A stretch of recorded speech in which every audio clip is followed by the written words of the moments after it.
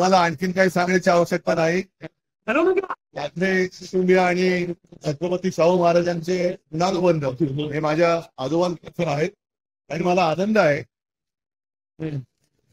याही पिढीमध्ये आणि पुढच्याही पिढीमध्ये ते असे घनिष्ठ राहतील. आज महाविकास आघाडीतर्फे शाहू महाराजांची उमेदवारी जाहीर झालेली आहे.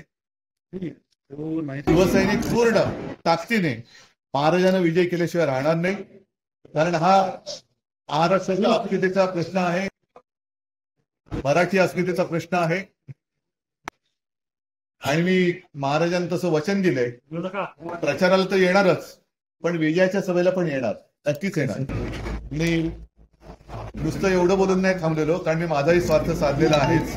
महाराजांकडनं पुढच्या संघर्षात जो आम्ही लढतोय, आपण सगळे लढतोय, त्याच्यासाठी विजय मिळावा म्हणून आशीर्वाद सुद्धा घेतलेले आहेत. त्यांचे आशीर्वाद घेऊन मी पुढे निघतोय.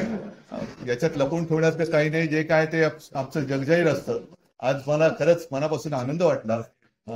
माननीय शिवसेना प्रमुख होते, मला वाटतं 97-98 साली, त्यानंतर आज मी ते आलेलो आहे आणि यापुढे सुद्धा येत राहील.